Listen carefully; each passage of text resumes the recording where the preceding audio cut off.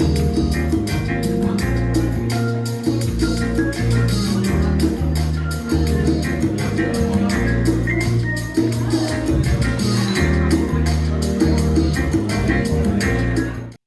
everybody. I'm Undrai Fizer, and welcome to Profoundly Speaking.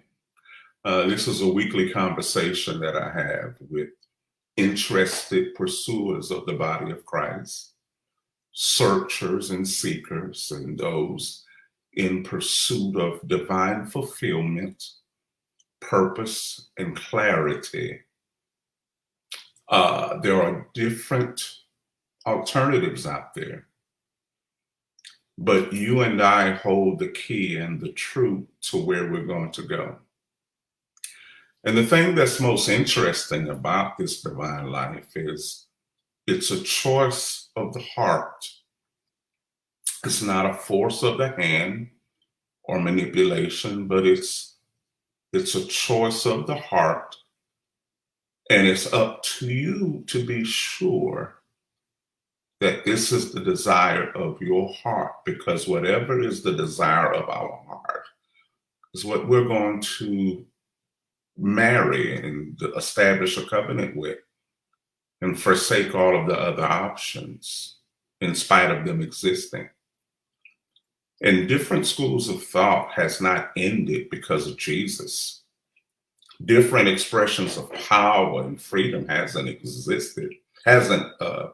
evicted themselves because of Jesus.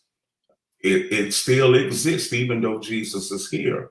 But it's up to you and I to determine which way that we want to go at the fear of losing all or whatever. Because it's up to you. And God's not going to destroy everything and just leave himself as the only option. But the truth is based on you choosing the right thing in spite of everything else that's there. And no one can make you feel sure about your choice but you. I know we want other people to make us feel good about our choice. I know what that's like to get something and you ask somebody, how does that look? Looks good. You're still not sure. And then you ask somebody else, how is this? Oh, it looks good. And if you get enough people to affirm your decision, you will start feeling much better with it. You really haven't established any closure on it, but you feel a little better because now your choice has been universally accepted by other people. So you feel better walking in the open with this thing, knowing that people feel it's okay. Now you're not sure, but because enough people have commended you on it, you feel a little better because you know you're going to be judged. So you want to make sure if you're judged that you are judged correctly or favorably, because you would probably judge someone who was walking out in the open with something, and you wanted to make sure if the shoe is on the other foot that you can withstand it. You understand what I'm saying? So that's still an emotional situation with us. It's not really something authentic. It's an emotional unsurety that many may have when it comes to this. So spirituality is one of the many options that many people kind of court through before they make a decision. So every week I share from this divine reality. I share from this kingdom original identity perspective, not in order to gain the believer, not in order to establish the win. I'm just telling you what's going on from over here. It's up to you to comprehend the joy of your heart. Can everyone hear me correctly? I know we're on technology. If you can hear me, just let me know you can hear me. Okay. Yeah. And so we have these conversations at 5 o'clock Central Standard Time every Sunday. And also you can download our app. Thank you. You can download our app in the App Store for iPhone or Google Play Store for Android. And you could stay in tune with the conversation and the books and the podcasts and things like that. So there's a lot of things going on. If you're pursuing this life, I'm making sure that there is information to entertain you or to connect with you or for you to peruse with to feed your soul. Okay. Awesome. Awesome. Awesome. So, yeah, we talked about that this morning in the Dr. Undrai Fizer Speaks On, and I talked about the spirit of the vision, how to capture the spirit of the vision, how to capture the spirit and the essence of what God is talking about. Not just catching the charisma of the messenger, but the spirit of the vision, the discipline of the vision, the excellence of the vision, the maturity of the vision, the disciplines of the vision, the purpose of the vision, living and expressing and embracing what the vision means. And that's imperative in walking out your power, not just in discovering your purpose, but that's imperative for walking out your power, because that is the purpose. The purpose is to embrace your identity. The reason is to embrace who you are. Not do I start a company or do I start a family or do I start no, the purpose is not in the job you create, but it's in the freedom you experience as a result of realizing who you are. Finding your purpose has nothing to do with creating an expression, because once you begin to realize in confidence and in fulfillment of who you were made to be before the foundation of the world, you were not made to be anything beyond divine. Once you realize your divine potential in reality, how you choose to express that love is left up to you. You were not born to create another 9 to 5. You were not created to create a different package than your job. You were created to realize who you lost yourself to be before the foundation of the world. And once you realize that thing you lost, because there's a lot of people who are believers who are still lost in themselves. They said the prayer, but they haven't realized who they are. And now we live in a society where we're trying to realize who we are outside of God. Who am I alone? But you never created yourself. But we're trying to figure out who we are away from the demands and the responsibilities of excellence when it comes to vision. Being afraid of the responsibility of vision and afraid of the expectation of discipline and the expectation of being constantly on time and responsibility. It's like, oh my God, oh no, I just want to know who I am outside of purpose. And it's like, wow, so you really are not trying to find out who you are. How many of you understand the spirit of vision, not just the supporting of vision? We talked about that earlier. Most of us support a vision, but you only support to the degree that you're not offended. Once you become offended with the person, you are no longer supporting them. You may not talk about them, but you are not supporting them. Supporting a vision and embracing the spirit of the vision are two different things. Most people might not really vibe with my attitude, or people could say I have wisdom, but it may be something, a no nonsense approach where they might not feel enough grace with me. They might feel I always got to be on top when I'm talking to him. I got to know what I'm doing. And sometimes, excuse me, and sometimes that's too much. Well, I'm a pretty cool dude. I'm a pretty comical dude.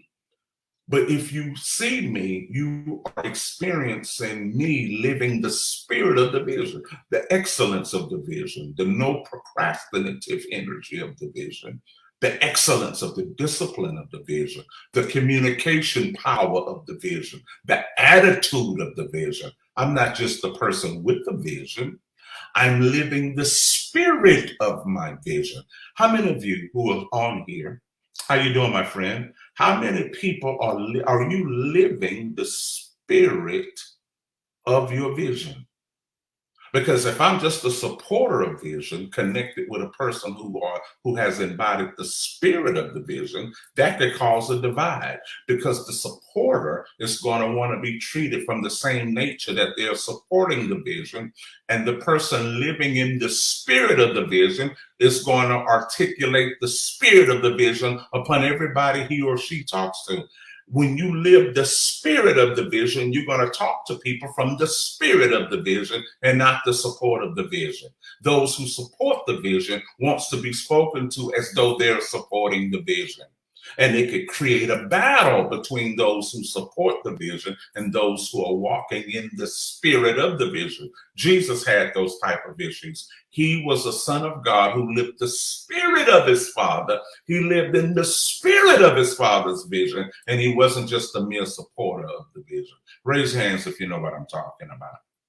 Yeah, once you begin to see that you're living in the spirit of the purpose, it doesn't matter if there is a meeting or not. The fruit of the vision is going to continue because you're living in the spirit and the meaning of it.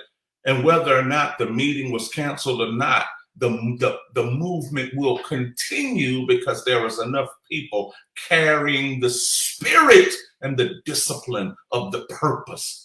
Finding your purpose is not finding what job you're going to do. Finding your purpose is realizing your reason for being as a result of God.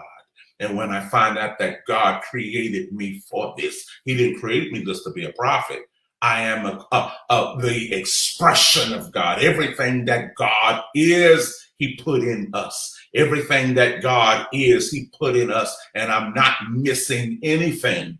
But when my esteem is celebrating how I'm created, I'm going to look for something else to get me going, because my esteem is not celebrating that I'm from God. Am I making sense to you? Oh, yeah. This thing is all about how we walk this thing out in our heart. Jesus walked this earth naturally for 33 years. It didn't stop murders from happening. It didn't stop sin from happening. Sin kept going, even though Jesus was here in the form of God bodily. Even though God walked this earth in the form of Jesus, sin kept going. Crime kept going. People kept being unbelievers. Just because the presence is here does not mean the world will change because of a presence. But when I'm attracted to that light, then I will change because of that light. The kingdom just doesn't knock me out and change me because somebody preached. If I'm not attracted to that light, write that down, that light. If I'm not attracted to that light, I won't change. I won't think differently. Nothing will happen. Just because God is here doesn't mean something's going to happen to you. It's only going to happen like Jesus said. No one can come to me except the Father draw him, unless he finds God attractive enough to go that way. I don't care how fine it is. I don't care how beautiful it is. If I don't find that thing in my heart that says that's who I want to be with, Jesus can be here in bodily form and I'm going to still go the other way. Jesus is not an automatic transformation. The kingdom is not an automatic win, but it is automatic if I'm attracted to that light. Regardless of the other lights that are here. Sometimes we wish God would just knock everything out and let him be the only one left to choose. Well, you still didn't choose it if he destroyed everything else and that's what's left. You still didn't choose it if he knocks out all of his enemies and all of his competitors. God will exist amongst all of its competitors. And you have to find the reason to choose that light.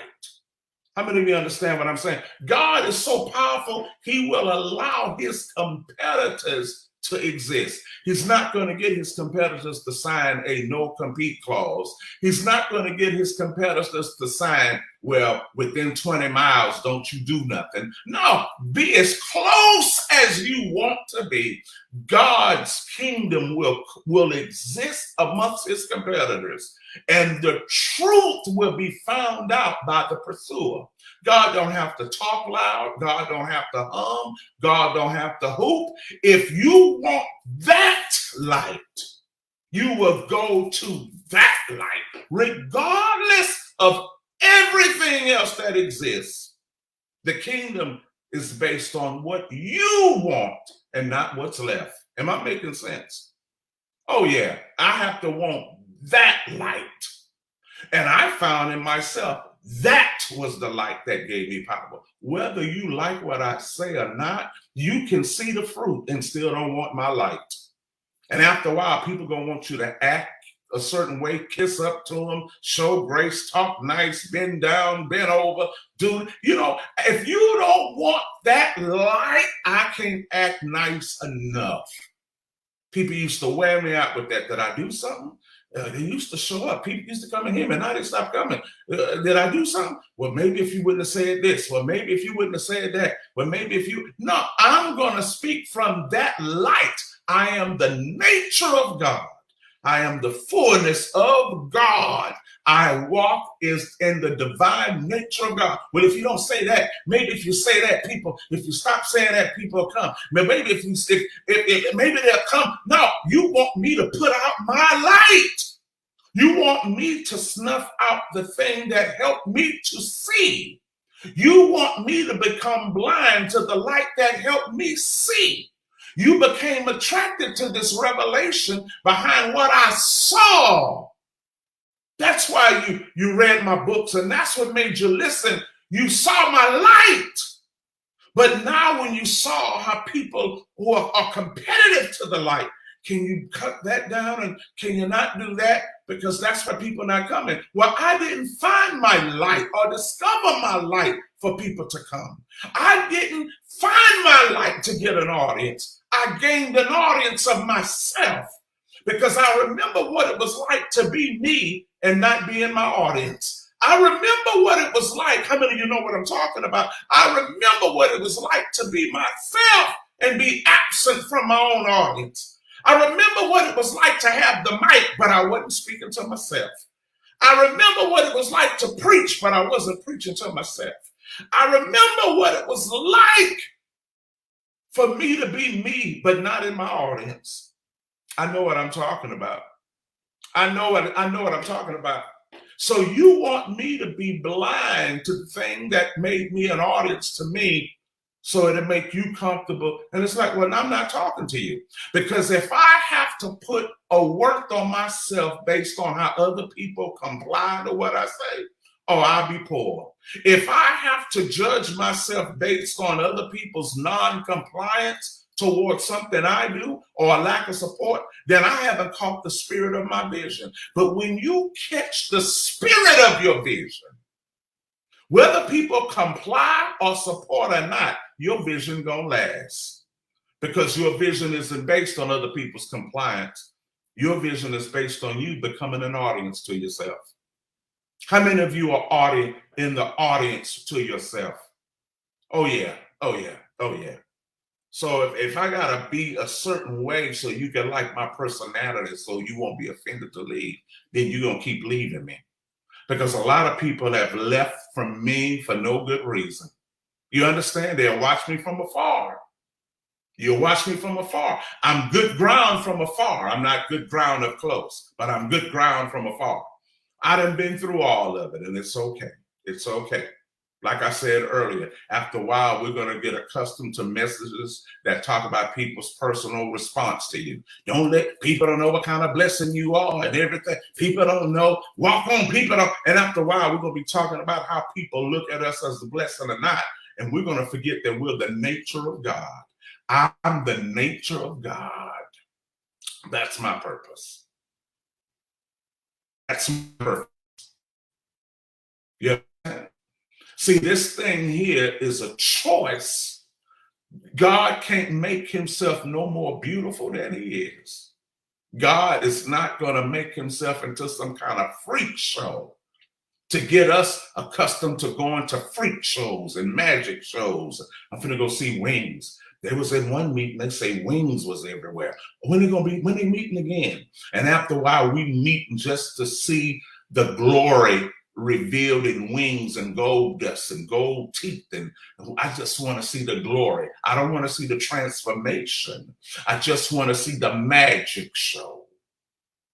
Jesus can't make himself any more beautiful than he is. And if you really research your scriptures, how many of y'all remember when Jesus raised Lazarus from the dead by a show of hands?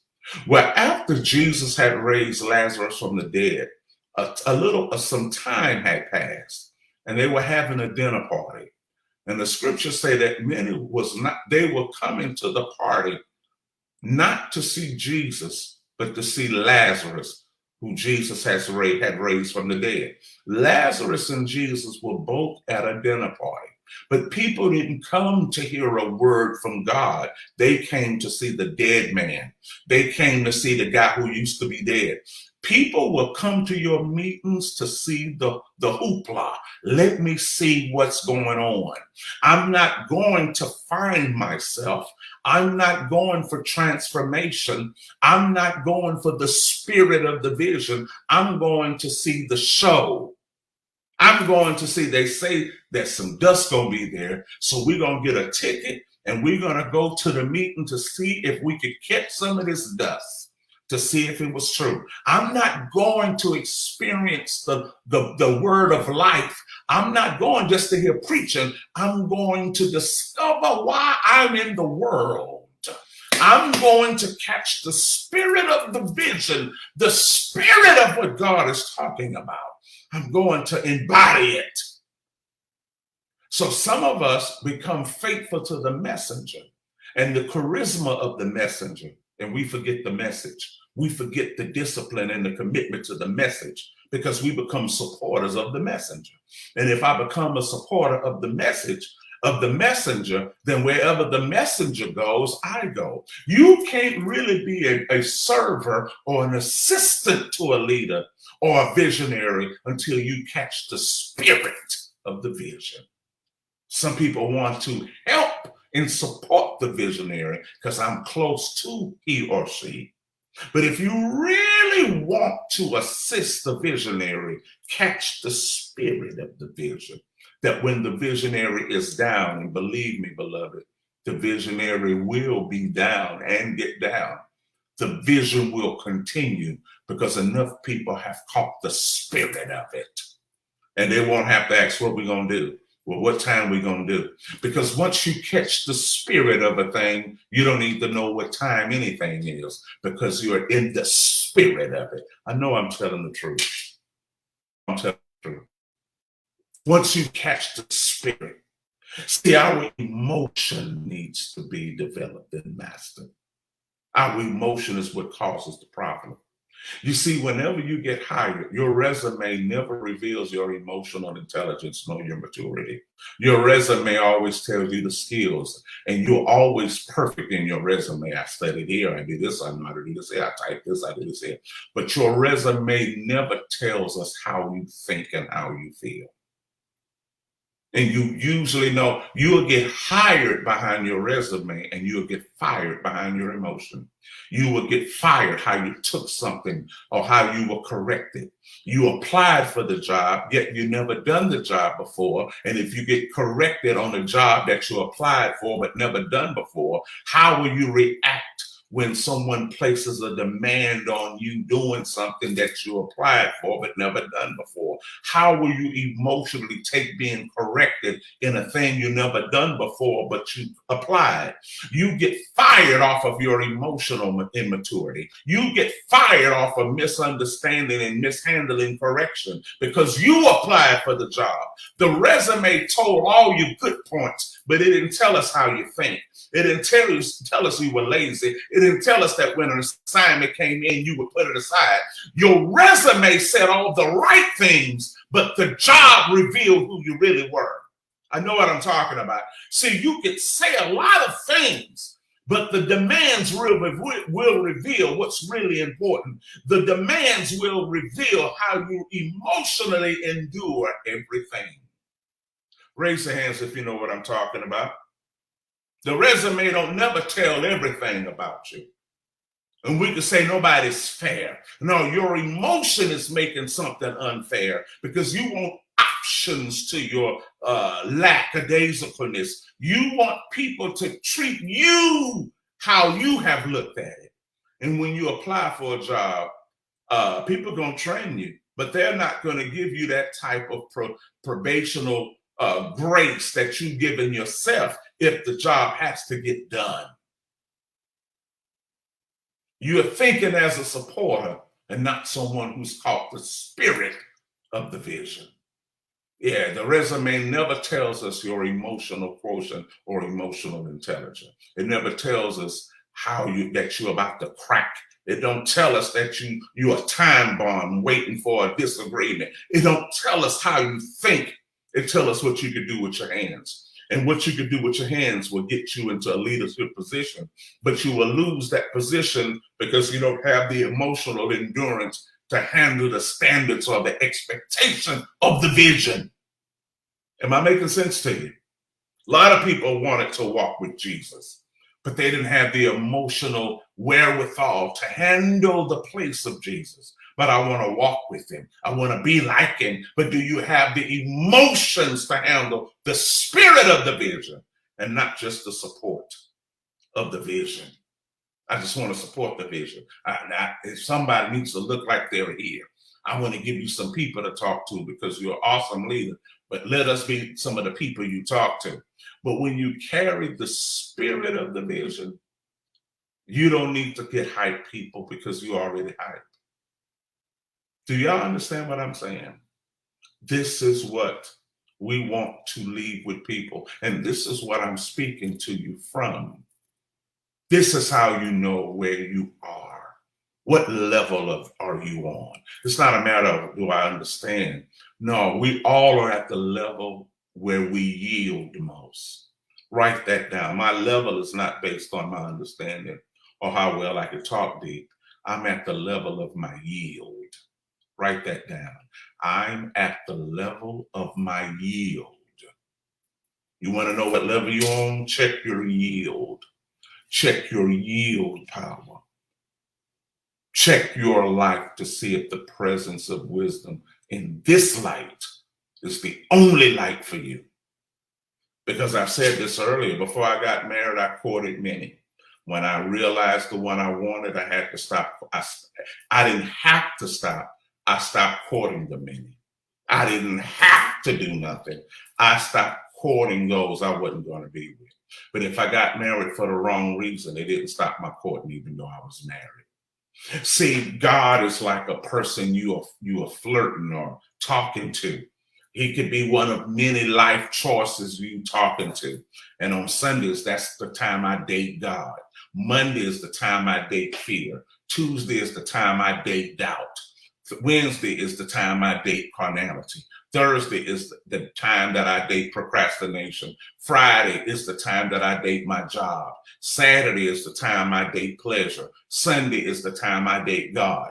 But when I finally choose that light, Sunday, Monday, Tuesday, Wednesday, Thursday, Friday, Saturday, I'm a divine reality.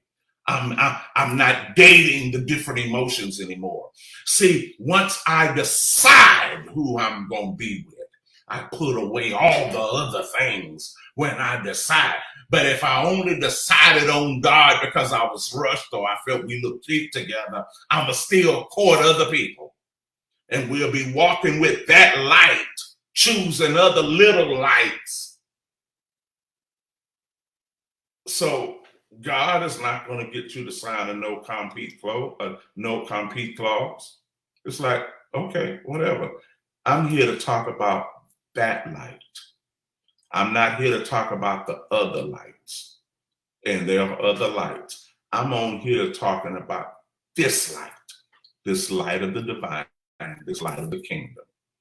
Now, if you want to talk about another light, I don't have no information on the other lights, but I'm here to speak about this light.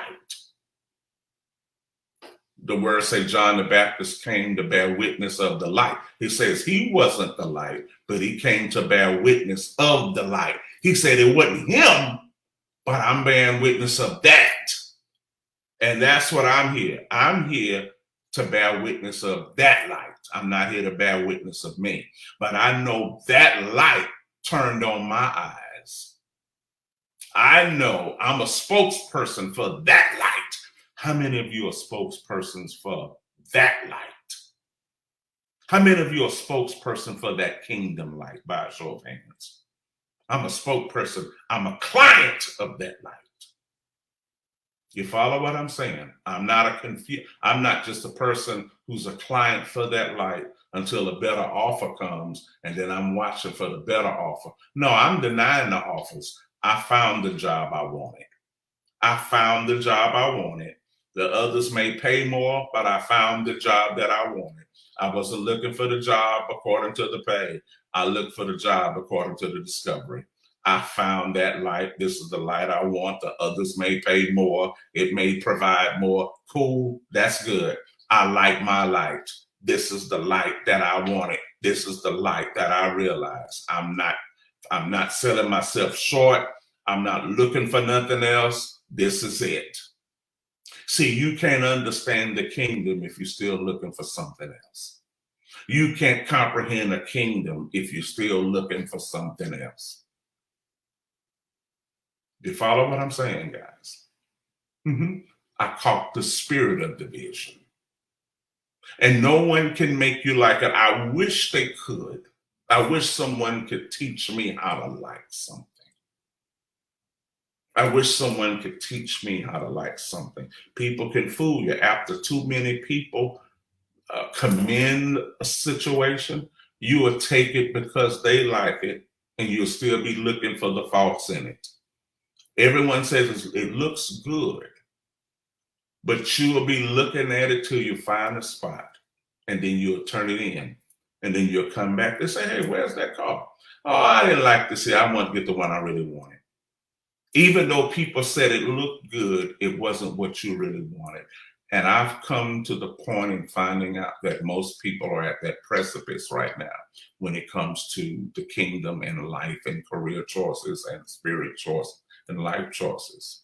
If so many people say this is good and you choose it because someone said it's good, you're going to go somewhere and somebody's going to criticize it, and it's going to mess up all of the wonderful things you heard about it. Because one critique is going to make you feel that the 100 people who told you it was good, that they lied behind one critique. But it wasn't the one critique from them. It was the critique you always had in your heart. And somebody else confirmed how you felt about it. And it was enough to make you despise it, even though 1,000 people said it was beautiful. If 1,000 people said it's right, and you still feel it's wrong, that one confirmation from someone who shares your heart will be greater than the 1,000 people who said it was good. I hate to say, but you're right. Oh yeah, I've been there. I chose this in myself. And some people said I was cool for it. And most people said I was wrong for it. But I didn't stop because nothing in me told me I was wrong. See, if you are not sure of it, no matter how many people encourage you in it, there's always going to be that somebody that agrees with what you feel already.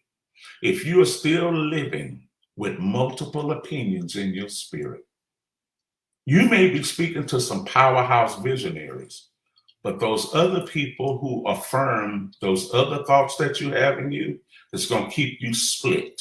You're going to stay divided, trying to be loyal to everything that's in you. You're going to be loyal to every opposing feeling that's in you. and wishing that the best man wins. People will have you going in circles. Then you'll say, I'm just looking for peace. Well, you can have peace if you choose peace, but you can't choose peace when you're dating God on Sunday and going with different emotions Monday through Saturday. Because there is a person connected to a conversation that's connected to each of those emotions in you. And you are having daily conversations with those who share that same thing that's still in you. You understand? Trying to help you out. But hey, I'm not trying to convince you. I can only speak from that light. That's all I can do. Am I making sense for you? Hey, our offices are at 7676 Hillmont. We're in Suite 34411.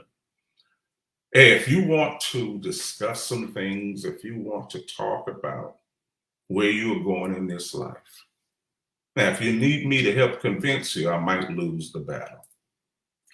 Because even though you see my fruit, that's not enough if you're not attracted to it. Sometimes the fruit ain't enough.